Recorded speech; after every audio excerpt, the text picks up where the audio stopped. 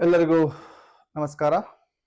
ಸ್ಪರ್ಧಾತ್ಮಕ ಪರೀಕ್ಷೆಗೆ ತಯಾರು ಮಾಡಿಕೊಳ್ಳುತ್ತಿರುವ ನನ್ನೆಲ್ಲ ಸ್ಪರ್ಧಾಳುಗಳಾಗಿರುವಂತಹ PC, SDA, FDA, TET, CET, PDO, PSI ಹಾಗೂ KS ಪರೀಕ್ಷೆಗಳಿಗೆ ತಯಾರು ಮಾಡಿಕೊಳ್ಳುತ್ತಿರುವ ನನ್ನೆಲ್ಲ ಸ್ಪರ್ಧಾಳುಗಳಿಗೆ ಅನುಕೂಲವಾಗಲಿ ಎನ್ನುವ ಕಾರಣಕ್ಕಾಗಿ ನಾನು ವಿಜ್ಞಾನ ಸ್ಪರ್ಧಾತ್ಮಕ ಪಯಣ ಎನ್ನುವಂತಹ ಒಂದು ಸರಣಿಯನ್ನು ಸ್ಟಾರ್ಟ್ ಮಾಡಿದ್ದೇನೆ. ಮಾಡುವ ಉದ್ದೇಶ ಒಂದೇ ಆಗಿತ್ತು. ನಾನು ಕೂಡ ಒಬ್ಬ ಪ್ರೌಢಶಾಲೆಯ ವಿಜ್ಞಾನ ಶಿಕ್ಷಕನಾಗಿ ಇತ್ತೀಚೆಗೆ ರಾಜ್ಯ ಮಟ್ಟದ ಒಂದು ವಿಜ್ಞಾನ ರಸಪ್ರಶ್ನೆಯಲ್ಲಿ ನಾನು ಕೂಡ ಭಾಗವಹಿಸಿದಾಗ ಏನಾದರೂ ಸೋರ್ಸು ಸಿಗುತ್ತೆ ಅಂತ ಸಾಕಷ್ಟು ಯೂಟ್ಯೂಬಲ್ಲಿ ಹುಡುಕಿದಾಗ ನಮ್ಮ ಕನ್ನಡ ಮಾಧ್ಯಮದಲ್ಲಿ ಅಥವಾ ಕನ್ನಡ ಭಾಷೆಯಲ್ಲಿ ವಿಜ್ಞಾನಕ್ಕೆ ಸಂಬಂಧಪಟ್ಟಂತಹ ಸಾಕಷ್ಟು ಸಂಪನ್ಮೂಲದ ಕೊರತೆ ಕಂಡುಬಂತು. ಆ ಕಾರಣಕ್ಕಾಗಿ ನಾನೇ ಒಂದು ನಿರ್ಧಾರವನ್ನು ಮಾಡಿಕೊಂಡು ನನ್ನ ರಾಜ್ಯದ ಈ ಸ್ಪರ್ಧಾತ್ಮಕ ಪರೀಕ್ಷೆಯನ್ನು ಬರೆಯುತ್ತಿರುವಂತಹ ಸ್ಪರ್ಧಾರ್ಥಿಗಳಿಗೆ ಅನುಕೂಲವಾಗಲಿ ಅನ್ನೋ ಕಾರಣಕ್ಕಾಗಿ, ಹಾಗೆಯೇ ಸಾಕಷ್ಟು ಗ್ರಾಮೀಣ ಭಾಗದ ಕೆಳವರ್ಗದ ಬಡವರ್ಗದ ಹಾಗೂ ಏನಪ್ಪ ಅಂದರೆ ಶ್ರೀಮಂತರಲ್ಲದ ಮಕ್ಕಳಿಗೆ ಅನುಕೂಲವಾಗಲಿ ಅನ್ನೋ ಕಾರಣಕ್ಕಾಗಿ ಈ ರೀತಿಯ ಒಂದು ವಿಡಿಯೋವನ್ನು ಮಾಡ್ತಾ ಇದ್ದೇನೆ. ಪ್ರತಿನಿತ್ಯ ಸುಮಾರು 30 ನಿಮಿಷದಲ್ಲಿ 20 ಪ್ರಶ್ನೆಗಳು. ಆ 20 ಪ್ರಶ್ನೆಗಳಿಗೆ ವಿವರಣೆ ಕೊಡ್ತಾ ಹೋಗ್ತೇನೆ. ಹಾಗಾಗಿ ಈ ಒಂದು ವಿಡಿಯೋ ನಿಮಗೆ ಇಷ್ಟವಾಗಿದ್ದಲ್ಲಿ ಲೈಕ್ ಮಾಡಿ, ಶೇರ್ ಮಾಡಿ, ಹಾಗೆಯೇ ನಿಮ್ಮ ಸ್ನೇಹಿತರೊಂದಿಗೆ ಅಂದರೆ ಸ್ಪರ್ಧಾತ್ಮಕ ಪರೀಕ್ಷೆಯನ್ನು ಬರೆಯುತ್ತಿರುವಂತಹ ಸ್ನೇಹಿತರೊಂದಿಗೆ ಈ ಒಂದು ವಿಡಿಯೋವನ್ನು ಹಂಚಿಕೊಂಡು ನಿಮ್ಮ ಒಂದು ಪ್ರೋತ್ಸಾಹ ಬೆಂಬಲ ಸಾಕಷ್ಟು ಇದ್ದಲ್ಲಿ ಸಾಕಷ್ಟು ಸಂಪನ್ಮೂಲವನ್ನು ನಿಮಗೆ ಒದಗಿಸುವಂತಹ ಪ್ರಾಮಾಣಿಕ ಪ್ರಯತ್ನವನ್ನು ಮಾಡ್ತೇನೆ. ಹಾಗಾಗಿ ನಾನು ಶ್ರೀ ಗಿರೀಶ್ ದೊಡ್ಡಮನಿ, ಸರ್ಕಾರಿ ಪ್ರೌಢಶಾಲೆ ಕಂಚಿನೆಗಳೂರು, ತಾಲೂಕು ಹಾನಗಲ್. ಹಾಗೆಯೇ ಇಲ್ಲಿ ಹೇಳುವ ಹಾಗೆ, ನೀನು ಹುಡುಕುವ ಮನಸ್ಸಿದ್ದರೆ ನಿನ್ನಲ್ಲಿರುವಂತಹ ಒಳ್ಳೆಯತನವನ್ನು ಹುಡುಕು, ಮಾಡುವ ಮನಸ್ಸಿದ್ದರೆ ಸತ್ಕಾರ್ಯಗಳನ್ನು ಮಾಡು, ಹಾಗೆಯೇ ಪೂಜಿಸುವ ಮನಸ್ಸಿದ್ದರೆ ನಿನ್ನ ಜನ್ಮ ನೀಡಿದಂತಹ ತಂದೆ ತಾಯಿಗಳನ್ನು ಪೂಜಿಸು, ಹಾಗೆಯೇ ಮರೆಯುವ ಮನಸ್ಸಿದ್ದರೆ ಅರಿಷಡ್ವರ್ಗಗಳನ್ನು ಮರೆತು ಬಿಡು, ಹಾಗೆ ಪ್ರೀತಿಸುವ ಮನಸ್ಸಿದ್ದರೆ ನಿನ್ನನ್ನು ನೀನೇ ಪ್ರೀತಿಸು ಎಂದು ಹೇಳುತ್ತಾ, ಇವತ್ತು ನಾನು ನಮ್ಮ ವಿಜ್ಞಾನ ವಿಷಯದಲ್ಲಿ ಈ ಒಂದು ಅತ್ಯಂತ ಸಾಕಷ್ಟು ಪ್ರಶ್ನೆಗಳನ್ನು ಕೇಳುವಂತಹ ವಿಷಯ ಯಾವುದು ಅಂದರೆ ಈ ಧಾತುಗಳ ಬಗ್ಗೆ ಅಥವಾ ಲೋಹ ಮತ್ತು ಅಲುಗಳ ಬಗ್ಗೆ. ಹಾಗಾಗಿ ಇವತ್ತಿನ ಈ ಒಂದು ವಿಡಿಯೋದಲ್ಲಿ 20 ಪ್ರಶ್ನೆಗಳಿಗೆ ಯಾವ ರೀತಿಯಾಗಿ ನಾವು ಉತ್ತರವನ್ನು ಬರೆದ್ರೆ ನಮಗೆ ಸರಿಯಾದ ಅಂಕಗಳು ಬರ್ತವೆ ಅಂತ ಹೋಗೋಣ. ಹಾಗಾದ್ರೆ ಮೊದಲನೆಯ ಪ್ರಶ್ನೆ ಈ ರೀತಿಯಾಗಿದೆ. ಧಾತು ಎಂದರೇನು? ವಾಟ್ ಈಸ್ ಎಲಿಮೆಂಟ್ ಅಂತ ಕೇಳ್ತಾರೆ. ಆಯ್ಕೆ 1, ಒಂದೇ ರೀತಿಯ ಪರಮಾಣುಗಳಿಂದ ಮಾಡಲ್ಪಟ್ಟಿರುವ ವಸ್ತುಗಳನ್ನ ಅಥವಾ ಬೇರೆ ಬೇರೆ ಪರಮಾಣುಗಳಿಂದ ಮಾಡಲ್ಪಟ್ಟಿರುವ ವಸ್ತುಗಳನ್ನ ಧಾತು ಎಂದು ಕರೆಯುತ್ತಾರ. ಹಾಗೆಯೇ ಒಂದೇ ರೀತಿಯ ಹಾಗೂ ಬೇರೆ ಬೇರೆ ಪರಮಾಣುಗಳಿಂದ ಮಾಡಲ್ಪಟ್ಟ ವಸ್ತುಗಳು ಅಂತ ಕರೀತಾರೋ. ಹಾಗೆ ಒಂದೇ ರೀತಿಯ ಅಣುಗಳಿಂದ ಮಾಡಲ್ಪಟ್ಟಿರುವ ವಸ್ತುಗಳನ್ನ ಧಾತು ಎಂದು ಕರೆಯುತ್ತಾರೆ. ಹಾಗಾದ್ರೆ ಈ ಪ್ರಶ್ನೆಗೆ ಉತ್ತರವನ್ನ ನೋಡೋಣ. ಏನಿದೆ? ಧಾತು ಎಂದರೇನು? What is element? ಯಾವ ವಸ್ತುಗಳು ಒಂದೇ ರೀತಿಯಾದ ಪರಮಾಣುಗಳಿಂದ ಮಾಡಲ್ಪಟ್ಟಿರಬೇಕು. ಬೇರೆ ಬೇರೆ ಪರಮಾಣುಗಳಿಂದ ಮಾಡಲ್ಪಟ್ಟಿದ್ದರೆ ಅದನ್ನು ನಾವು ಸಂಯುಕ್ತಗಳು ಅಥವಾ ಕರಿತೀವಿ. ಹಾಗಾಗಿ ಇಲ್ಲಿ ಕೊಟ್ಟಿರುವಂತಹ ಆಯ್ಕೆಗಳಲ್ಲಿ ಮೊದಲನೆಯ ಆಯ್ಕೆ ಒಂದೇ ರೀತಿಯ ಪರಮಾಣುಗಳಿಂದ ಮಾಡಲ್ಪಟ್ಟಿರುವ ವಸ್ತುಗಳು. ಹಾಗಾಗಿ ಈ ಪ್ರಶ್ನೆಗೆ ಸರಿಯಾದ ಉತ್ತರ ಆಯ್ಕೆ ಎ ಆಗಿದೆ. ಇಲ್ಲಿ ಬೇರೆ ಬೇರೆ ಪರಮಾಣುಗಳಿಂದ ಮಾಡಲ್ಪಟ್ಟಿರುವಂತಹ ವಸ್ತುಗಳನ್ನ ನಾವೇನ್ ಕರಿತೀವಿ? ಅಣು ಅಥವಾ ಸಂಯುಕ್ತಗಳು ಎಂದು ಕರೆಯುತ್ತೇವೆ. ಹಾಗೆಯೇ ಒಂದೇ ರೀತಿಯ ಹಾಗೂ ಬೇರೆ ಬೇರೆಯ ಪರಮಾಣುಗಳಿಂದ ಮಾಡಲ್ಪಟ್ಟ ವಸ್ತು ಅಲ್ಲ ಧಾತು ಅಂದ್ರೆ. ಹಾಗೆ ಒಂದೇ ರೀತಿಯ ಅಣುಗಳಲ್ಲ, ಒಂದೇ ರೀತಿಯ ಪರಮಾಣುಗಳಿಂದ ಮಾಡಲ್ಪಟ್ಟಿದ್ರೆ ಮಾತ್ರ ಅದನ್ನು ನಾವು ಧಾತು ಎಂದು ಕರೆಯುತ್ತೇವೆ. ಈ ರೀತಿಯಾಗಿ ಮೊದಲನೆಯ ಪ್ರಶ್ನೆಗೆ ಆಯ್ಕೆ ಎ ಆಗಿದೆ. ಹಾಗಾದ್ರೆ ಮುಂದಿನ ಒಂದು ನೋಡೋಣ. ಹಾಗಾದ್ರೆ ಇವತ್ತಿನ ಆಧುನಿಕ ಆವರ್ತ ಕೋಷ್ಟಕದಲ್ಲಿರುವ ಧಾತುಗಳ ಸಂಖ್ಯೆ ಎಷ್ಟು? What is the total number of elements in the modern periodic table? ಹಾಗಾದ್ರೆ ಇವತ್ತು ನಾವು ಬಳಸುತ್ತಿರುವಂತಹ ಆಧುನಿಕ ಆವರ್ತ ಕೋಷ್ಟಕದಲ್ಲಿರುವಂತಹ ಧಾತುಗಳ ಸಂಖ್ಯೆ ಆಯ್ಕೆ 1 ಎ 100 ಅಂತೆ, ಆಯ್ಕೆ 2 ಆಯ್ಕೆ ಬಿ 110 ಅಂತೆ, ಆಯ್ಕೆ ಸಿ 92 ಅಂತೆ, ಆಯ್ಕೆ ಡಿ 118. ಸಾಮಾನ್ಯವಾಗಿ ಇಂತಹ ಪ್ರಶ್ನೆಗಳನ್ನ SDA ಎಕ್ಸಾಮ್ಗೆ, PC ಎಕ್ಸಾಮ್ಗೆ ಕೇಳುವಂತಹ ಸಂಭವ ಇರ್ತದೆ. ಹಾಗಾಗಿ ಇವತ್ತಿನ ಆಧುನಿಕ ಆವರ್ತ ಕೋಶದಲ್ಲಿರುವಂತಹ ಒಟ್ಟು ಧಾತುಗಳ ಸಂಖ್ಯೆಯನ್ನು ಕೇಳಿದ್ದಾರೆ. ಹಾಗಾದ್ರೆ ಆಯ್ಕೆ ಎ 100 ಅಂತಿದೆ, 100 ಅಲ್ಲ. ಆಯ್ಕೆ ಬಿ 110 ಅಂತಿದೆ, 110 ಕೂಡ ಇಲ್ಲ. ಆಯ್ಕೆ ಸಿ 92 ಅಲ್ಲ. ಹಾಗಾದ್ರೆ ಈ 3 ಅಲ್ಲ ಅಂದ್ರೆ ಆಯ್ಕೆ ಡಿ ಉತ್ತರ ಆಗಿರ್ತದ. ಹಾಗಾದ್ರೆ ನಮ್ಮ ಇಂದಿನ ಭೂಮಿಯ ಮೇಲಿರುವ ಒಟ್ಟು ಧಾತುಗಳ ಸಂಖ್ಯೆ 118 ಆಗಿದೆ. ಇನ್ನ ಪ್ರಶ್ನೆ ಸಂಖ್ಯೆ 3, ಧಾತುಗಳನ್ನ ಮೊದಲಿಗೆ 3 ಗುಂಪುಗಳನ್ನಾಗಿ ಮಾಡಿದ್ರು. ಹಾಗಾದ್ರೆ ಅವುಗಳು ಯಾವ ಯಾವ ಗುಂಪು ಅಂದ್ರೆ ನಾವು ಈಗಾಗಲೇ ಕಲಿತುಕೊಂಡಿರುವ ಹಾಗೆ 118 ಧಾತುಗಳನ್ನ 3 ಗುಂಪುಗಳನ್ನಾಗಿ ಮಾಡಿದ್ರು. ಹಾಗಾದ್ರೆ ಆಯ್ಕೆ ಎ ಲೋಹಗಳು ಅಂತೆ, ಅಲೋಹಗಳು ಅಂತೆ ಮತ್ತು ಅಣುಗಳಂತೆ. ಆಯ್ಕೆ ಬಿ ಲೋಹಗಳು, ಅಲೋಹಗಳು ಮತ್ತು ಲೋಹಾವಗಳು ಅಂತೆ. ಆಯ್ಕೆ ಸಿ ಪರಮಾಣುಗಳು, ಅಣುಗಳು ಮತ್ತೆ ಸಂಯುಕ್ತಗಳಂತೆ. ಆಯ್ಕೆ ಡಿ ಲೋಹಗಳು, ಸಂಯುಕ್ತಗಳು ಮತ್ತು ಅಣುಗಳಂತೆ. ಹಾಗಾದ್ರೆ ನಾವೀಗ ಆಲ್ರೆಡಿ ನಮ್ಮ ಭೂಮಿಯ ಮೇಲೆ ಒಟ್ಟು 118 ಧಾತುಗಳನ್ನ ಕಂಡಿದ್ದಾರೆ. ಆ 118 ಧಾತುಗಳನ್ನ 3 ಗುಂಪುಗಳನ್ನಾಗಿ ಮಾಡಿದ್ದಾರೆ. ಯಾವ್ಯಾವು? ಪ್ರಮುಖವಾಗಿ ನಮ್ಮ ಧಾತುಗಳನ್ನ 3 ಗುಂಪುಗಳನ್ನಾಗಿ ಮಾಡಿದ್ದಾರೆ. 1 ಲೋಹಗಳಂತೇಳಿ, 2 ಅಲೋಹಗಳಂತೇಳಿ, 3 ಲೋಹಾಭಗಳಂತೇಳಿ. ಹಾಗಾದ್ರೆ ಆಯ್ಕೆ ನೋಡಿ, ಆಯ್ಕೆ 1 ಲೋಹ ಐತಿ, ಅಲೋಹ ಐತಿ, ಆದ್ರೆ ಅಣುಗಳಲ್ಲ. ಹಾಗಾಗಿ ಆಯ್ಕೆ ಎ ಉತ್ತರ ಅಲ್ಲ. ಆಯ್ಕೆ ಬಿ ನೋಡಿ, ಲೋಹಗಳು, ಅಲೋಹಗಳು ಮತ್ತೆ ಲೋಹಾಭಗಳು. ಹಾಗಾದ್ರೆ ಆಯ್ಕೆ ಬಿ ಸರಿಯಾದ ಉತ್ತರ ಆಗ್ತದ.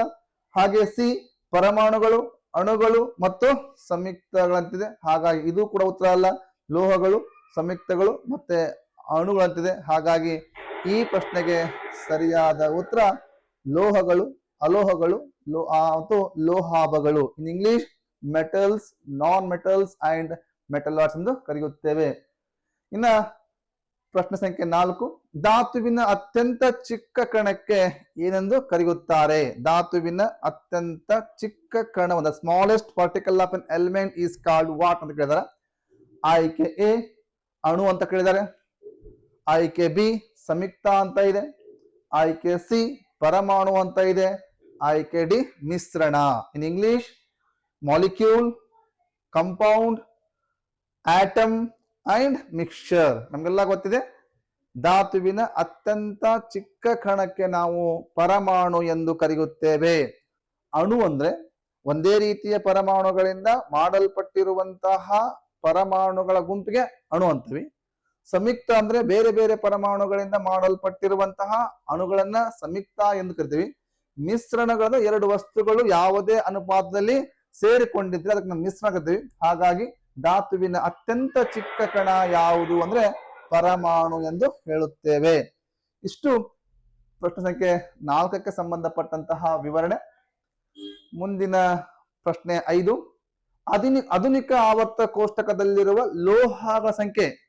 ಆಯ್ಕೆ ನೋಡಿ, ಆಯ್ಕೆ ಎ 118, ಆಯ್ಕೆ ಬಿ 20, ಆಯ್ಕೆ ಸಿ 96, ಆಯ್ಕೆ ಡಿ 92. ಸ್ಪರ್ಧಾರ್ಥಿಗಳೇ, ನೀವು ಇಂತಹ ಪ್ರಶ್ನೆ ಕೇಳಿದಾಗ ನೀವು ಬರೆಯುವಂತಹ ಉತ್ತರ ಆಯ್ಕೆ ಎ ಆಗಿರ್ತದೆ. ಕಾರಣ ಇಷ್ಟೇ, ಏಕೆಂದ್ರೆ ನಿಮ್ಮ ತಲೆಯಲ್ಲಿ ಧಾತು ಸಂಖ್ಯೆ 118 ಫಿಕ್ಸ್ ಆಗಿದೆ. ಅವ್ರು ಕೇಳಿದ್ದು ಧಾತುಗಳನ್ನ 3 ಗುಂಪು ಮಾಡಿದಾರ, ಲೋಹ, ಅಲೋಹ ಮತ್ತು ಲೋಹಾಭಗಳು. ಆ 118ರಲ್ಲಿ ಎಷ್ಟು ಲೋಹಗಳಿದಾರ? ಹಾಗಾಗಿ ಆಯ್ಕೆ ಎ 118 ಉತ್ತರ ಅಲ್ಲ. ಆಯ್ಕೆ ಬಿ 20 ಅಂತ ಇದೆ, ಅದು ಕೂಡ ಉತ್ತರ ಅಲ್ಲ. ಹಾಗಾದ್ರೆ ಆಯ್ಕೆ ಸಿ 96 ಅಂತಿದೆ, ಇದು ಕೂಡ ಉತ್ತರ ಅಲ್ಲ. ನಮ್ಮ 118 ಧಾತುಗಳಲ್ಲಿ ಲೋಹಗಳ ಸಂಖ್ಯೆ ಎಷ್ಟಪ್ಪ? 92. ಅಂದ್ರೆ ಈ ಪ್ರಶ್ನೆಗೆ ಸರಿಯಾದ ಆಯ್ಕೆ 92 ಆಗ್ತದ. ಅಂದ್ರೆ ಇಂದಿನ ಆಧುನಿಕ ಆವರ್ತ ಕೋಷ್ಟಕದಲ್ಲಿರುವಂತಹ ಲೋಹಗಳ ಸಂಖ್ಯೆ 92 ಅಂತ ನೀವು ಉತ್ತರವನ್ನು ಬರೀಬೇಕು. 118 ಒಟ್ಟು ಧಾತುಗಳು. ಆ 118ರಾಗ 20 ಅಲೋಹಗಳಿದಾವ, 92 ಲೋಹಗಳಿದಾವ. ಹಾಗಾದ್ರೆ 20 ಪ್ಲಸ್ 92 ಕೂಡಿಸಿದಾಗ 112 ಆಯ್ತು. ಹಾಗಾದ್ರೆ ಉಳಿದಿರುವಂತ ಲೋಹ ಇದಾವೆ 6 ಆಗ್ತವೆ. ಮತ್ತೆ ಆ ಪ್ರಶ್ನೆ ನೋಡೋಣ. ಈಗ ಪ್ರಶ್ನೆ ಸಂಖ್ಯೆ 6 ನೋಡಿ, ಲೋಹಾಭಗಳೆಂದರೇನು? ಅವುಗಳ ಸಂಖ್ಯೆ ಎಷ್ಟು? ಅಂದ್ರೆ ಲೋಹಾಭ ಅಂದ್ರೆ ಏನ್ರಿ? ಆಯ್ಕೆ ಏ ನೋಡಿ, ಲೋಹದ ಮತ್ತು ಅಲೋಹದ ಗುಣಗಳನ್ನ ಹೊಂದಿರುವ ಧಾತುಗಳು ಮತ್ತು ಅವುಗಳ ಸಂಖ್ಯೆ ನಮ್ಮ ಆಧುನಿಕ ಆವರ್ತ ಕೋಷ್ಟಕದಲ್ಲಿ 5 ಇದಾವೆ. ಆಯ್ಕೆ ಬಿ ಅವ್ರ ಸಂಖ್ಯೆ 6 ಅಂತಿದೆ. ಆಯ್ಕೆ ಸಿ ಲೋಹದ ಮತ್ತು ಅಲೋಹದ ಗುಣಗಳನ್ನು ಹೊಂದಿರುವ ಧಾತು. ಲೋಹದ ಮತ್ತು ಅಲೋಹದ ಧಾತುಗಳನ್ನ ಮತ್ತು ಧಾತುಗಳು ಮತ್ತು ಅವ್ರ ಸಂಖ್ಯೆ 6 ಅಂತ. ಲೋಹದ ಮತ್ತು ಅಲೋಹದ ಗುಣಗಳನ್ನ ಹೊಂದಿರುವ ಧಾತುಗಳು ಅವುಗಳ ಸಂಖ್ಯೆ 20 ಆಗಿದೆ. ಹಾಗಾದ್ರೆ ಲೋಹಾಭಗಳಂದ್ರೆ ಕೆಲವೊಂದಿಷ್ಟು ಧಾತುಗಳು ಲೋಹದ ಗುಣಗಳನ್ನ ಮತ್ತು ಅಲೋಹದ ಗುಣಗಳನ್ನ ಎರಡನ್ನೂ ಹೊಂದಿದ್ದಾವೆ. ಯಾವ ಧಾತುಗಳು ಲೋಹೀಯ ಮತ್ತು ಅಲೋಹೀಯ ಗುಣಗಳನ್ನು ಹೊಂದಿರ್ತವೆ ನಾವು ಅವುಗಳನ್ನ ಲೋಹಾಭಗಳೆಂದು ಕರಿತೀವಿ ಅಥವಾ metalloids. The elements which are having the property between both metals and non metals, those are called metalloids ಕರಿತೀವಿ. ಹಾಗಾದ್ರೆ ನೋಡ್ರಿ, ಲೋಹದ ಮತ್ತು ಅಲೋಹದ ಗುಣಗಳನ್ನ ಹೊಂದಿರುವ ಧಾತುಗಳು ಸರಿ ಇದೆ, ಆದರೆ ಅವುಗಳ ಸಂಖ್ಯೆ 5 ಇದೆ. ಉತ್ತರ 1 ತಪ್ಪಾಗ್ತದೆ. ಯಾಕಂದ್ರೆ ನಮ್ಮ ಆಧುನಿಕ ಆವರ್ತ ಕೋಷ್ಟಕದಲ್ಲಿ ಒಟ್ಟು 6 ಲೋಹಾಭ ಧಾತುಗಳಿದಾವೆ. ಹಾಗಾಗಿ ಉತ್ತರ ಎ ತಪ್ಪಾಗ್ತದೆ. ಇಲ್ಲಿ ಉತ್ತರ ಬಿ ಲೋಹದ ಮತ್ತು ಅಲೋಹದ ಗುಣಗಳನ್ನ ಹೊಂದಿರುವ ಧಾತುಗಳು ಮತ್ತು ಅವ್ರ ಸಂಖ್ಯೆ 6 ಇದೆ. ಈ ಉತ್ತರ ಸರಿ ಆಗ್ತದೆ. ಇಲ್ಲಿ ಸೀನು ಕೂಡ ಸೇಮ್ ಆಗಿದೆ, 7 ಆಗ್ಬೇಕಾಗಿತ್ತು ಅಷ್ಟೇ, 7 ಆಗ್ಬೇಕಾಗಿತ್ತು, 6 ಆಗಿದೆ. ಹಾಗಾಗಿ ಇಲ್ಲಿ ಯಾವ್ದಾದ್ರು ಒಂದನ್ನ ಕೊಟ್ಟಿರ್ತಾರೆ. ಹಾಗಾಗಿ ಈ ಪ್ರಶ್ನೆಗೆ ಸರಿಯಾದ ಉತ್ತರ ಲೋಹದ ಮತ್ತು ಅಲೋಹದ ಗುಣಗಳನ್ನ ಹೊಂದಿರುವ ಧಾತುಗಳು ಮತ್ತು ಅವುಗಳ ಸಂಖ್ಯೆ 6 ಅಂತ ಬರೆದ್ರೆ ನಿಮ್ಗೆ ಖಂಡಿತವಾಗಿಯೂ ಅಂಕಗಳು ತಪ್ಪದೆ ಬರ್ತವೆ. ಇನ್ನ ಪ್ರಶ್ನೆ ಸಂಖ್ಯೆ 7, ಲೋಹಾಭಗಳನ್ನ ಹೊಂದಿರುವ ಸರಿಯಾದ ಗುಂಪು. ನಾನೀಗಾಗಲೇ ಹೇಳಿದೆ ಒಟ್ಟು 6 ಲೋಹಾಭಗಳಿದಾವೆ. ಆ 6 ಲೋಹಾಭಗಳಲ್ಲಿ ಇಲ್ಲಿ ಕೊಟ್ಟಿರುವಂತಹ ಸರಿಯಾದ ಗುಂಪು ಯಾವುದು? ಆಯ್ಕೆ ಎ ಸಿಲಿಕಾನ್ ಇದೆ, ಆಯ್ಕೆ ಎ ಸಿಲಿಕಾನ್, ಜರ್ಮೇನಿಯಂ ಮತ್ತು ಸೋಡಿಯಂ ಇದೆ. ಆಯ್ಕೆ ಬಿ ಸಿಲಿಕಾನ್, ಜರ್ಮೇನಿಯಂ, ಆಕ್ಸಿಜನ್ ಇದೆ. ಆಯ್ಕೆ ಸಿ ಬೋರಾನ್, ಸಿಲಿಕಾನ್ ಮತ್ತು ಕಬ್ಬಿಣ ಇದೆ. ಆಯ್ಕೆ ಡಿ ಬೋರಾನ್, ಸಿಲಿಕಾನ್, ಜರ್ಮೇನಿಯಂ ಇದೆ. ಕೊಟ್ಟಿರುವಂತಹ ಲೋಹಾಭಗಳನ್ನು ಹೊಂದಿರುವ ಸರಿಯಾದ ಗುಂಪು ಆಯ್ಕೆ ಏನ್ ನೋಡಿ, ಸಿಲಿಕಾನ್, ಜರ್ಮೇನಿಯಂ, ಸೋಡಿಯಂ. ಸೋಡಿಯಂ ಅನ್ನೋದು ಲೋಹ, ಹಾಗಾಗಿ ಆಯ್ಕೆ ಎ ಉತ್ತರ ಆಗೋದಿಲ್ಲ. ಆಯ್ಕೆ ಬಿ ಬಂದ್ರೆ ಸಿಲಿಕಾನು, ಜರ್ಮೇನಿಯಂ ಮತ್ತು ಆಕ್ಸಿಜನ್. ಸಿಲಿಕಾನ್ ಒಂದು ಲೋಹಾಭ, ಜರ್ಮೇನಿಯಂ ಒಂದು ಲೋಹಾಭ, ಆದರೆ ಆಕ್ಸಿಜನ್ ಒಂದು ಅಲೋಹ, ಹಾಗಾಗಿ ಇದು ಕೂಡ ಉತ್ತರ ಆಗೋದಿಲ್ಲ.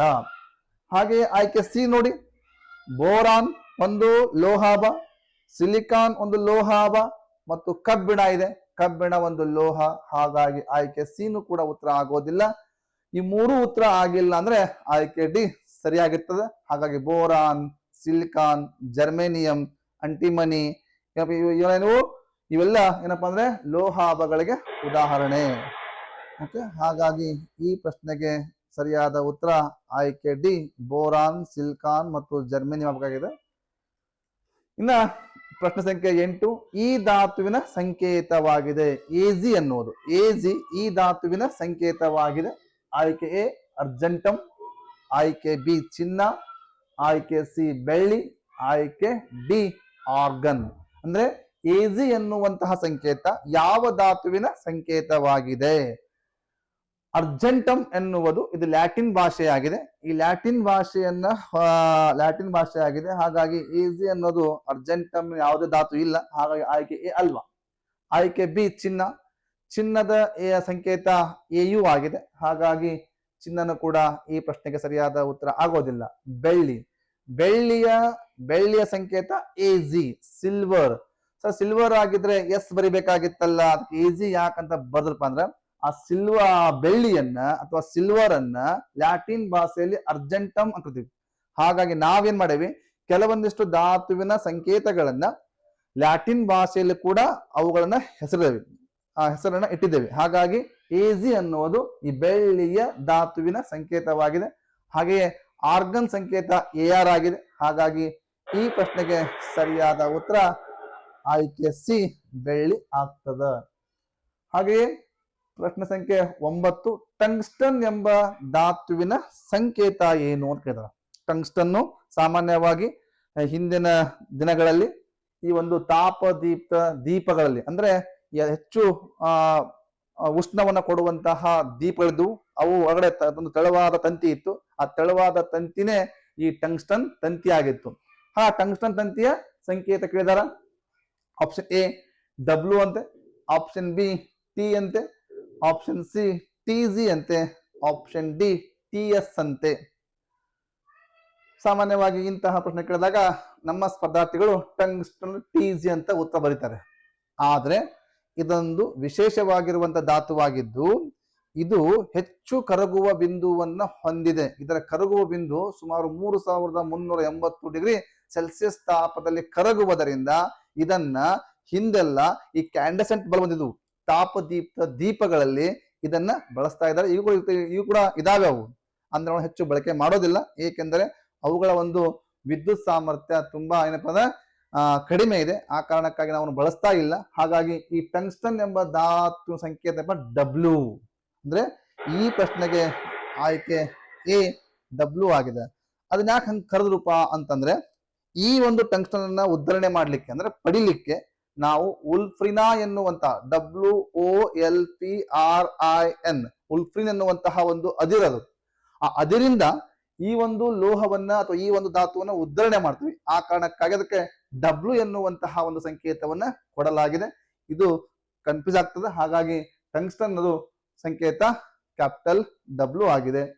ಇನ್ನ ಪ್ರಶ್ನೆ ಸಂಖ್ಯೆ 10. ಧಾತುಗಳ ಮೊದಲ ಅಕ್ಷರತೆಗೆ ಎರಡನೇ ಅಕ್ಷರವನ್ನು ಕೂಡ ಸಂಕೇತವನ್ನಾಗಿ ಬರಿಬೇಕು ಎಂದು ಹೇಳಿದ ವಿಜ್ಞಾನಿ. ಮೊದಲಿಗೆ ಧಾತುವಿನ ಸಂಕೇತಗಳನ್ನ ಚಿಹ್ನೆ ಹಾಕ್ತಿದ್ವಿ. ಆ ಚಿಹ್ನೆಯನ್ನ ಹಾಕಿದ್ರೆ ಆ ಚಿಹ್ನೆಯನ್ನ ನೆನಪು ಇಟ್ಟುಕೊಳ್ಳೋ ತುಂಬಾ ಕಷ್ಟ ಆಗ್ತದೆ ಅಂತ ಹೇಳಿ, ಅಂದ್ರೆ ಆ ಚಿಹ್ನೆ ಹಾಕುವಂತಹ ವಿಧಾನವನ್ನ ಜಾನ್ ಡಾಲ್ಟನ್ ಹೇಳ್ಕೊಟ್ಟಿದ್ರು. ಆ ಚಿಹ್ನೆ ಹಾಕುವ ವಿಧಾನಕ್ಕಿಂತ ಆ ಧಾತುವಿನ ಮೊದಲ ಅಕ್ಷರವನ್ನ ಅಥವಾ ಆ ಧಾತುವಿನ ಮೊದಲ ಮತ್ತು ಎರಡನೇ ಅಕ್ಷರವನ್ನ ನಾವು ಸಂಕೇತವನ್ನಾಗಿ ಬಳಸ್ಕೊಂಡ್ಬಿಟ್ರೆ ಸುಲಭವಾಗಿ ಅವನ್ನ ನೆನಪು ಇಟ್ಕೊಳ್ಬಹುದು ಅಂತ ಹೇಳಿದಂತ ವಿಜ್ಞಾನಿ. ಆಯ್ಕೆ A ಜಾನ್ ಡಾಲ್ಟನ್ ಅಂತೆ, ಆಯ್ಕೆ B ಬರ್ಜಿಲಿಯಸ್ ಅಂತೆ, ಆಯ್ಕೆ C ಡೋಬರೈನರ್ ಅಂತೆ, ಆಯ್ಕೆ D ಮೋಸ್ಲೆ. ಹಾಗಾದ್ರೆ ಈ ಪ್ರಶ್ನೆಗೆ ಸರಿಯಾದ ಉತ್ತರ ನೋಡ್ತಾ ಹೋದ್ರೆ ಜಾನ್ ಡಾಲ್ಟನ್ ಎನ್ನುವಂತಹ ವಿಜ್ಞಾನಿ ಅವ ಸಂಕೇತಗಳನ್ನ ಬರಿಬೇಕಾ ಚಿಹ್ನೆ ಹಾಕಿದ್ದ. ಈ ಪ್ಲಸ್ ಚಿಹ್ನೆ ಹಾಕಿ, ರೌಂಡ್ ಹಾಕಿ, ಏನೋ ಚಿಹ್ನೆ ಹಾಕಿದ್ದ. ಆ ಚಿಹ್ನೆಗಳನ್ನ ಹಾಕುವುದರಿಂದ ಧಾತುವಿನ ಸಂಕೇತವನ್ನ ನೆನಪು ಇಟ್ಟುಕೊಳ್ಳು ತುಂಬಾ ಕಷ್ಟ ಆಗ್ತಂತೇಳಿ ಅದನ್ನ ಬಿಟ್ರು. ಹಾಗಾಗಿ ಜಾನ್ ಡಾಲ್ಟನ್ ಅಲ್ಲ, ಬರ್ಜೇಲಿಯಸ್ ಎನ್ನುವಂತಹ ವಿಜ್ಞಾನಿ ಒಬ್ಬ ಧಾತುವಿನ ಮೊದಲ ಅಕ್ಷರವನ್ನ ಅಥವಾ ಅದರ ಜೊತೆಗೆ ಎರಡನೇ ಅಕ್ಷರವನ್ನ ಜೊತೆಗೂಡಿ ನಾವು ಸಂಕೇತವನ್ನ ಬರಿಬೇಕು ಅಂತ ಹೇಳಿದ ವಿಜ್ಞಾನಿ. ಹಾಗೆ ಡೋಬರೈನರ್ ಎನ್ನುವಂತಹ ವಿಜ್ಞಾನಿ ಈ ಧಾತುಗಳನ್ನ ವರ್ಗೀಕರಣ ಮಾಡಲಿಕ್ಕೆ ಪ್ರಯತ್ನವನ್ನ ಪಟ್ಟಂತಹ ವಿಜ್ಞಾನಿ. ಹಾಗೆ ಮೋಸ್ಲೆ ಕೂಡ ಧಾತುಗಳನ್ನ ವರ್ಗೀಕರಣ ಮಾಡಲಿಕ್ಕೆ ಪ್ರಯತ್ನ ಪಟ್ಟಂತಹ ವಿಜ್ಞಾನಿ. ಹಾಗಾಗಿ ಈ ಪ್ರಶ್ನೆಗೆ ಸರಿಯಾದ ಆಯ್ಕೆ B ಬರ್ಜಿಲಿಯಸ್ ಎನ್ನುವಂತಹ ವಿಜ್ಞಾನಿ ಧಾತುವಿನ ಸಂಕೇತಗಳನ್ನ ಅವುಗಳ ಮೊದಲ ಅಥವಾ ಎರಡನೆಯ ಅಕ್ಷರದೊಂದಿಗೆ ಬರಿಬೇಕು ಅಂತ ಹೇಳಿದಂತಹ ವಿಜ್ಞಾನಿ. ಮುಂದಿನ ಪ್ರಶ್ನೆ ಸಂಖ್ಯೆ 11. ಲ್ಯಾಟಿನ್ ಭಾಷೆಯಲ್ಲಿ ಅರಮ್ ಎಂದು ಕರೆಯಲ್ಪಡುವ ಧಾತು ಯಾವುದು? ಯಾವ ಧಾತುವನ್ನ ಅರಮ್ AURUM ಅಂತೀವಿ. ಅರಮ್ ಎಂದು ಕರೆಯಲ್ಪಡುವಂತಹ ಒಂದು ಧಾತು ಅಥವಾ ಲೋಹ ಯಾವುದು ಅಂತ ಹೇಳಿದ್ರೆ ಆಯ್ಕೆ A ಸೋಡಿಯಂ, ಆಯ್ಕೆ B ಕಾರ್ಬನ್, ಆಯ್ಕೆ C ಚಿನ್ನ, ಆಯ್ಕೆ D ಬೆಳ್ಳಿ. ನಮ್ಗೆಲ್ಲ ಗೊತ್ತಿರಬೇಕು ಇಲ್ಲಿ ಸೋಡಿಯಂ ಸಂಕೇತ Na ಅಂತ ಯಾಕೆ ಕೊಟ್ಟಿವಿ ಸರ್? ಎಸ್ ಕೊಡ್ಬೇಕಾಗಿತ್ತಲ್ಲ, ಅಂದ್ರೆ ಎಸ್ ಅನ್ನ ಈಗ ಆಲ್ರೆಡಿ ಬೇರೆ ಧಾತುವಿಗೆ ಬಳಕೆ ಮಾಡಲಾಗಿತ್ತು. ಹಾಗಾಗಿ ಈಗಾಗಲೇ ಬಳಕೆ ಮಾಡಿರುವಂತಹ ಮೊದಲ ಅಕ್ಷರವಿದ್ದಂತಹ ಧಾತುಗಳಿಗೆ ಅವುಗಳನ್ನ ಲ್ಯಾಟಿನ್ ಭಾಷೆಯಲ್ಲಿ ಏನೆಂದು ಕರೆಯುತ್ತಾರೆ ಎನ್ನುವುದರ ಆಧಾರದ ಮೇಲೆ ಆ ಲ್ಯಾಟಿನ್ ಭಾಷೆಯ ಅಕ್ಷರಗಳನ್ನೇ ಅವುಗಳ ಸಂಕೇತಗಳನ್ನಾಗಿ ನಾವು ಬಳಸ್ತಾ ಇದ್ದೇವೆ. ಹಾಗಾಗಿ ಸೋಡಿಯಂ ಅನ್ನ ಲ್ಯಾಟಿನ್ ಭಾಷೆಯಲ್ಲಿ ನೆಟ್ರಿಯಂ ಅಂತೀವಿ. NaTrium. ಹಾಗಾಗಿ ಸೋಡಿಯಂ ಸಂಕೇತವನ್ನ ಏನೇ ಬರಿತೀವಿ. ಕಾರ್ಬನ್ ಸಂಕೇತವನ್ನ C ಅಂತ ಕರಿತೀವಿ, ಸಮಸ್ಯೆ ಇಲ್ಲ. ಚಿನ್ನನು ಕೂಡ, ಚಿನ್ನದೆಲ್ಲ ಗೋಲ್ಡ್ ಇದೆಯಲ್ಲ, ಆ ಚಿನ್ನಕ್ಕೆ ಲ್ಯಾಟಿನ್ ಭಾಷೆಯಲ್ಲಿ ಅರಮ್ ಅಂತ ಕರಿತೀವಿ. ಹಾಗಾಗಿ ಅದರ ಸಂಕೇತ AU ಆಗಿದೆ. ಹಾಗೆಯೇ ಬೆಳ್ಳಿ AG ಗೊತ್ತಿದೆ. ಆ ಕಾರಣಕ್ಕಾಗಿ ಈ ಪ್ರಶ್ನೆಗೆ ಸರಿಯಾದ ಉತ್ತರ ಚಿನ್ನವನ್ನ ಲ್ಯಾಟಿನ್ ಭಾಷೆಯಲ್ಲಿ ಅರಮ್ ಎಂದು ಕರೆಯುತ್ತೇವೆ. ಪ್ರಶ್ನೆ ಸಂಖ್ಯೆ 12. ಪರಮಾಣು ಸಿದ್ಧಾಂತದ ಪಿತಾಮಹ ಎಂದು ಕರೆಯಲ್ಪಡುವ ವಿಜ್ಞಾನಿ ಯಾರು? ಇವರೊಬ್ಬ ಏನಪ್ಪಾ ಅಂದ್ರೆ ಇಂಗ್ಲೆಂಡಿನ ವಿಜ್ಞಾನಿ ಆಗಿರ್ತಾರೆ. ಹಾಗಾದ್ರೆ ಯಾರವರು? ಆಯ್ಕೆ A ನ್ಯೂಲ್ಯಾಂಡ್, ಆಯ್ಕೆ B ಬೋರ್, ಆಯ್ಕೆ C ಬರ್ಜಿಲಿಯಸ್, ಆಯ್ಕೆ D ಜಾನ್ ಡಾಲ್ಟನ್. ನಾನೀಗಾಗಲೇ ಹೇಳಿದ್ದೇನೆ, ಜಾನ್ ಡಾಲ್ಟನ್ ಅನ್ನ ಪರಮಾಣು ಸಿದ್ಧಾಂತದ ಪಿತಾಮಹ ಎಂದು ಕರೆಯುತ್ತೇವೆ. ಯಾಕಂದ್ರೆ ಅವರು ಸಾಕಷ್ಟು ಪರಮಾಣುಗಳ ಬಗ್ಗೆ ಮಾಹಿತಿಯನ್ನ ಮೊಟ್ಟ ಮೊದಲ ಬಾರಿಗೆ ಜಗತ್ತಿಗೆ ತಿಳಿಸಿಕೊಟ್ಟಂತಹ ವಿಜ್ಞಾನಿಯಾಗಿರುವುದರಿಂದ ಆ ಜಾನ್ ಡಾಲ್ಟನ್ ಅವರನ್ನ ಪರಮಾಣು ಸಿದ್ಧಾಂತದ ಪಿತಾಮಹ ಎಂದು ಕರೆಯುತ್ತೇವೆ. ಹಾಗಾಗಿ ಈ ಪ್ರಶ್ನೆಗೆ ಸರಿಯಾದ ಆಯ್ಕೆ ಡಿ, ಜಾನ್ ಡಾಲ್ಟನ್ ಆಗ್ತದ. ಇನ್ನ ಮುಂದಿನ ಪ್ರಶ್ನೆ ಸಂಖ್ಯೆ ನೋಡಿ 13. ಅತಿ ಹೆಚ್ಚು ಬೆಲೆಯನ್ನ ಹೊಂದಿರುವ ಧಾತು ಯಾವುದು? ಅದು ಲೋಹ ಇರಬಹುದು, ಅಲೋಹ ಇರಬಹುದು, ಅಥವಾ ಲೋಹಾಪ ಇರಬಹುದು. ಅತ್ಯಂತ ಹೆಚ್ಚು ಬೆಲೆ ಬಾಳುವಂತಹ ಲೋಹ ಯಾರು ಧಾತು ಕೇಳಿದಾರ? ಆಯ್ಕೆ ಎ ಚಿನ್ನ, ಆಯ್ಕೆ ಬಿ ಬೆಳ್ಳಿ, ಆಯ್ಕೆ ಸಿ ಕ್ಯಾಲಿಫೋರ್ನಿಯಂ, ಆಯ್ಕೆ ಡಿ ಪ್ಲಾಟಿನಂ. ಅಂದ್ರೆ ಕೊಟ್ಟಿರುವಂತಹ ಧಾತುಗಳಲ್ಲಿ ಅತ್ಯಂತ ಹೆಚ್ಚು ಬೆಲೆ ಬಾಳುವಂತಹ ಧಾತು ಯಾವುದು ಅಂತ ಕೇಳಿದರೆ ಗೊತ್ತಿರಲಿ. ನಮ್ಮ ಚಿನ್ನಕ್ಕೆ 1 ಗ್ರಾಮ್ ಚಿನ್ನಕ್ಕೆ ಸುಮಾರು 12,000 13,000 ರೇಟ್ ಇರ್ತದೆ. ಬೆಳ್ಳಿಗೆ 1 ಗ್ರಾಮ್ ಬೆಳ್ಳಿಗೆ ಒಂದು 1200 ಇರಬೇಕು. ಹಾಗೆಯೇ ಪ್ಲಾಟಿನಮ್ ಕೂಡ ಸುಮಾರು 1 ಗ್ರಾಮ್ ಪ್ಲಾಟಿನಮ್ಗೆ 8,000 10,000 ಇರ್ಬೋದು. ಆದರೆ ಕ್ಯಾಲಿಫೋರ್ನಿಯಂ ಎನ್ನುವಂತಹ ಒಂದು ಧಾತುವಿಗೆ 1 ಗ್ರಾಮ್ಗೆ 25 ಕೋಟಿಗಿಂತಲೂ ಅಧಿಕ ಬೆಲೆ ಇದೆ. ಹಾಗಾಗಿ ಅತ್ಯಂತ ಹೆಚ್ಚು ಬೆಲೆ ಬಾಳುವಂತಹ ಒಂದು ಧಾತು ಯಾವುದು ಅಂದ್ರೆ ಕ್ಯಾಲಿಫೋರ್ನಿಯಂ ಎನ್ನುವಂತಹ ಧಾತು 1 ಗ್ರಾಮ್ಗೆ ಸುಮಾರು 25 ಕೋಟಿಗಿಂತ ಅಧಿಕ ಬೆಲೆಯನ್ನ ಬಾಳ್ತದ. ಇನ್ನ ಪ್ರಶ್ನೆ ಸಂಖ್ಯೆ 14. ಅತಿ ಹೆಚ್ಚು ಬೆಲೆಯನ್ನ ಹೊಂದಿರುವಂತಹ ಧಾತು ಆಗಿದೆ. ಹಾಗಾದ್ರೆ ಇದು ಅತಿ ಹೆಚ್ಚು ಬೆಲೆಯನ್ನ ಹೊಂದಿರುವ ಲೋಹ ಕೇಳಿದಾರ. ಆಯ್ಕೆ ಎ ಚಿನ್ನ, ಆಯ್ಕೆ ಬಿ ಬೆಳ್ಳಿ, ಆಯ್ಕೆ ಸಿ ರೋಡಿಯಂ, ಆಯ್ಕೆ ಡಿ ಪ್ಲಾಟಿನಂ. ಅಂದ್ರೆ ಅತ್ಯಂತ ಹೆಚ್ಚು ಬೆಲೆ ಬಾಳುವಂತಹ ಲೋಹವನ್ನ ಕೇಳಿದಾರ. ಈ ಪ್ರಶ್ನೆ ಕೂಡ ಉತ್ತರವನ್ನ ಬರಿಬೇಕಾದ್ರೆ ಚಿನ್ನವನ್ನು ನೀವು ಬರಿತೀರಿ. ಆಯ್ಕೆ ಎ ಚಿನ್ನ ಇದೆ ಅಲ್ಲ, ಆಯ್ಕೆ ಬಿ ಬೆಳ್ಳಿ ಇದೆ ಅಲ್ಲ, ಆಯ್ಕೆ ಡಿ ಪ್ಲಾಟಿನಂ ಇದೆ. ಆದ್ರೆ ನಿಜವಾಗಿಯೂ ಅತ್ಯಂತ ಹೆಚ್ಚು ಬೆಲೆಯನ್ನ ಹೊಂದಿರುವಂತಹ ಲೋಹ ಯಾವುದು ಅಂದ್ರೆ ಅದು ರೋಡಿಯಂ. ರೋಡಿಯಂ ಎನ್ನುವ RH ಸಂಕೇತವಾಗಿದೆ. ಆ ರೋಡಿಯಂ ಎನ್ನುವಂತಹ ಲೋಹವು ಹೆಚ್ಚು ಬೆಲೆಯನ್ನ ಹೊಂದಿದೆ. ಮುಂದಿನ ಪ್ರಶ್ನೆ 15. ಕೊಠಡಿಯ ತಾಪದಲ್ಲಿ ದ್ರವರೂಪದ ಅಲೋಹವನ್ನ ಕೇಳಿದ್ದಾರೆ. ದ್ರವರೂಪವನ್ನ ಅಲೋಹ ಯಾವುದು ಕೇಳಿದಾರೆ? ಆಯ್ಕೆ ಎ ಪಾದರಸ, ಆಯ್ಕೆ ಬಿ ಗ್ಯಾಲಿಯಂ, ಆಯ್ಕೆ ಸಿ ಬ್ರೋಮಿನ್, ಆಯ್ಕೆ ಡಿ ಸೀಸಿಯಂ. ವಿದ್ಯಾರ್ಥಿಗಳೇ ಅಥವಾ ಸ್ಪರ್ಧಾರ್ಥಿಗಳೇ, ನೀವು ಇಲ್ಲಿ ಮಾಡುವ ತಪ್ಪು ಕೂಡ ಉತ್ತರವನ್ನ ಎಲ್ಲರೂ ಕೂಡ ಆಯ್ಕೆ ಎ ಪಾದರಸವನ್ನ ಬರಿತೀರಿ. ಯಾಕಂದ್ರೆ ಏಕೈಕ ಕೊಠಡಿಯ ತಾಪದಲ್ಲಿ ದ್ರವರೂಪದಲ್ಲಿರುವಂತಹ ಲೋಹ ಪಾದರಸ. ಅವ್ರು ಕೇಳಿದ್ದು ಲೋಹ ಕೇಳಿರಲ್ಲ, ಅಲೋಹ, which is the liquid state at room temperature non metal. Which non metal is liquid at room temperature ಅಂತ ಕೇಳಿದ್ದಾರೆ. ಹಾಗಾಗಿ ಅವ್ರು ಕೇಳಿದ್ದು ಲೋಹ ಅಲ್ಲ, ಅಲೋಹವನ್ನ ಕೇಳಿದ್ದಾರೆ. ಹಾಗಾಗಿ ಇಲ್ಲೊಂದು ಪಾದರಸ, ಗ್ಯಾಲಿಯಮ್ಮು, ಸೀಸಿಯಮ್ಮು ಇವು 3 ಕೂಡ ಲೋಹಗಳು. ಕೊಠಡಿಯ ತಾಪದಲ್ಲಿ ದ್ರವರೂಪದಲ್ಲಿರುವಂತಹ ಲೋಹ ಯಾವುದು ಅಂದ್ರೆ ಪಾದರಸ. ಹಾಗಾದ್ರೆ ಇವು 3 ಕೂಡ ಲೋಹ ಅಂದ್ಮೇಲೆ ಇದು ಮಾತ್ರ ಒಂದು ಅಲೋಹ. ಅಲೋಹ ಒಂದು ಕೊಠಡಿಯ ತಾಪದಲ್ಲಿರುವಂತಹ ದ್ರವರೂಪದಲ್ಲಿರುವಂತಹ ಒಂದು ಅಲೋಹವಾಗಿದೆ. ಹಾಗಾಗಿ ಈ ಪ್ರಶ್ನೆಗೆ ಸರಿಯಾದ ಉತ್ತರ ಆಯ್ಕೆ ಸಿ ಆಗ್ತದ. ಪ್ರಶ್ನೆ 16. ತನ್ಯತೆ ಎಂದರೇನು? ತನ್ಯತೆ ಇದರ ಅರ್ಥವೇನು ಅಂತ ಕೇಳಿದಾರೆ. ಓಕೆ, ಹಾಗಾದ್ರೆ ಇದನ್ನ ಇಂಗ್ಲಿಷ್ನಾಗ ವಾಟ್ ಈಸ್ ಡಕ್ಟೈಲ್ ಅಂತ ಕೇಳಿದಾರೆ. ಆಯ್ಕೆ ಎ ಲೋಹಗಳನ್ನ ಬಡೆದು ಹಾಳೆಗಳನ್ನಾಗಿ ಮಾಡುವಂತಹ ವಿಧಾನ, ಆಯ್ಕೆ ಬಿ ಲೋಹಗಳನ್ನ ತಂತಿಗಳನ್ನಾಗಿ ಮಾಡುವ ವಿಧಾನ, ಆಯ್ಕೆ ಸಿ ಲೋಹಗಳನ್ನ ತಂತಿ ಮತ್ತು ಹಾಳೆಗಳನ್ನಾಗಿ ಮಾಡುವ ವಿಧಾನ, ಆಯ್ಕೆ ಡಿ ಮೇಲಿನ ಎಲ್ಲವೂ. ನಮ್ಗೆಲ್ಲ ಗೊತ್ತಿದೆ, ಲೋಹಗಳನ್ನ ಬಡೆದು ಹಾಳೆಗಳನ್ನಾಗಿ ಮಾಡುವುದಕ್ಕೆ ಕುಟ್ಟತೆ ಎಂದು ಕರೆಯುತ್ತೇವೆ. ಅದನ್ನ ಇಂಗ್ಲಿಷ್ ನಲ್ಲಿ ಮೆಲಾಬಲ್ ಅಂತ ಕರಿತೇವೆ. ಅದೇ ಲೋಹಗಳನ್ನ ಜಗ್ಗಿಬಿಟ್ಟು ಅತ್ಯಂತ ತೆಳುವಾದ ತಂತಿಗಳನ್ನಾಗಿ ಮಾಡುವುದಕ್ಕೆ ನಾವಂತೀವಿ ತನ್ಯತೆ ಎಂದು ಕರೆಯುತ್ತೇವೆ. ಅತ್ಯಂತ ಹೆಚ್ಚು ತನ್ಯ ಗುಣವನ್ನ ಹೊಂದಿರುವಂತಹ ಲೋಹ ಯಾವುದು ಅಂದ್ರೆ ಚಿನ್ನ. 1 ಗ್ರಾಮ್ ಚಿನ್ನವನ್ನ 2 ಕಿಲೋಮೀಟರ್ ಉದ್ದದ ತಂತಿಯನ್ನಾಗಿ ಮಾಡಬಹುದು. ಹಾಗಾದ್ರೆ ನಾನು ಈ ಪ್ರಶ್ನೆಗೆ ಸರಿಯಾದ ಉತ್ತರ ನೀವೇ ಹೇಳಿದ್ರೆ ಒಳ್ಳೆಯದು. ಲೋಹಗಳನ್ನ ಬಡೆದು ಹಾಳೆಗಳನ್ನಾಗಿ ಮಾಡುವಂತಹ ವಿಧಾನವನ್ನ ಕುಟ್ಟತೆ ಕರಿತೀವಿ. ಲೋಹಗಳನ್ನ ತಂತಿಗಳನ್ನಾಗಿ ಮಾಡುವ ವಿಧಾನವನ್ನ ತನ್ನತೆ ಕರಿತೀವಿ. ಹಾಗಾಗಿ ಆಯ್ಕೆ ಬಿ ಈ ಪ್ರಶ್ನೆಗೆ ಸರಿಯಾದ ಉತ್ತರ ಆಗ್ತದ. ಲೋಹಗಳನ್ನ ತಂತಿಗಳನ್ನಾಗಿ ಮಾಡುವಂತಹ ವಿಧಾನವನ್ನ ನಾವು ತನ್ನತೆ ಅಥವಾ ಡಕ್ಟೈಲ್ ಅಂತ ಕರಿತೀವಿ.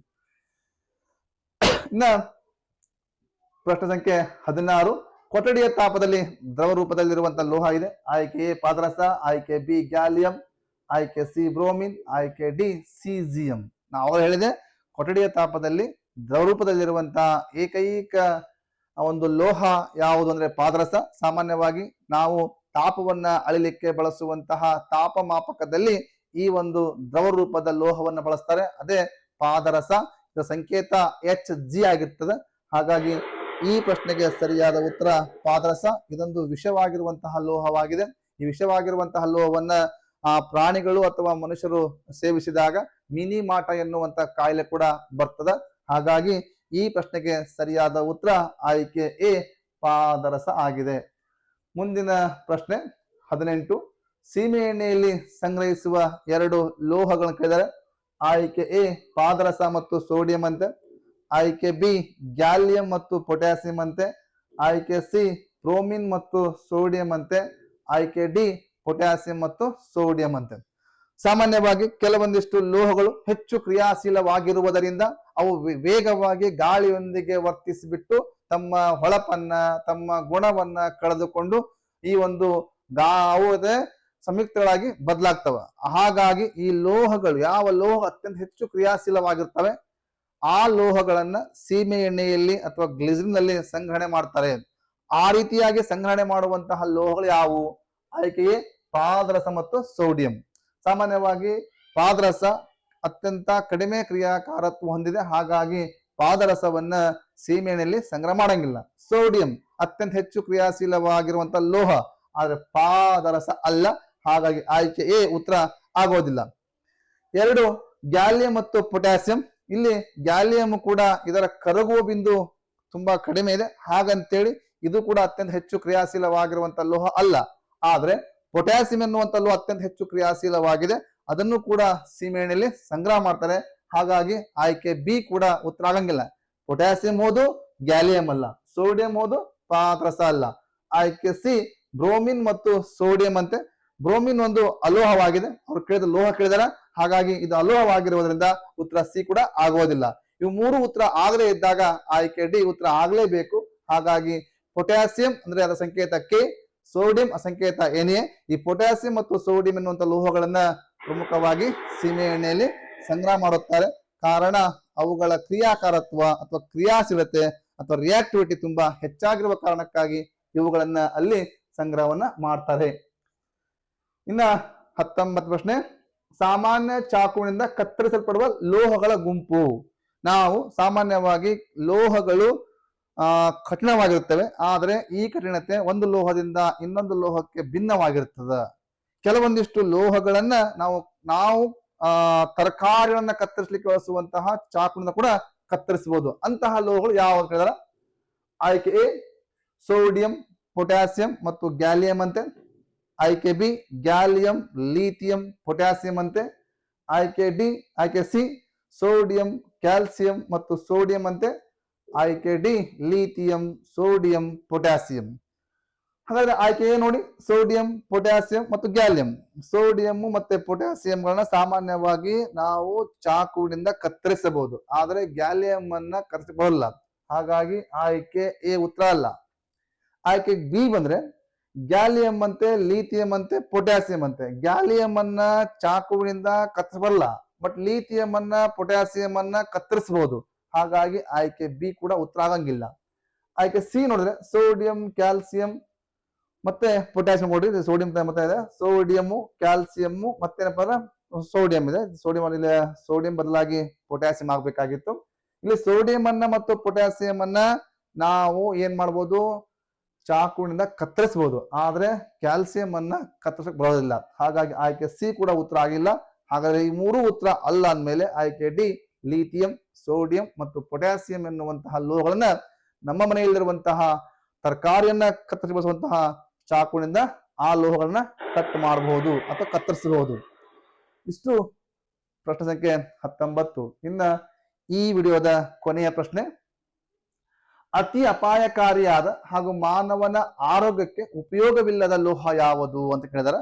ಹಾಗಾದ್ರೆ ಆಯ್ಕೆ ಎ ಸೋಡಿಯಂ ಲೋಹ ಅಂತೆ, ಆಯ್ಕೆ ಬಿ ಪೊಟ್ಯಾಸಿಯಂ ಲೋಹ ಅಂತೆ, ಆಯ್ಕೆ ಡಿ ಪೊಲೋನಿಯಂ ಲೋಹ ಅಂತೆ, ಆಯ್ಕೆ ಡಿ ರೇಡಿಯಂ ಲೋಹ. ಕೊಟ್ಟಿರುವಂತಹ 4 ಲೋಹಗಳಲ್ಲಿ ಯಾವ ಲೋಹ ಮಾನವನಿಗೆ ಅಪಾಯಕಾರಿಯಾಗಿದ್ದು ಮತ್ತು ಯಾವುದೇ ರೀತಿಯ ವೈದ್ಯಕೀಯ ಕ್ಷೇತ್ರ ಕೂಡ ಅನುಕೂಲವಾಗಿಲ್ಲ?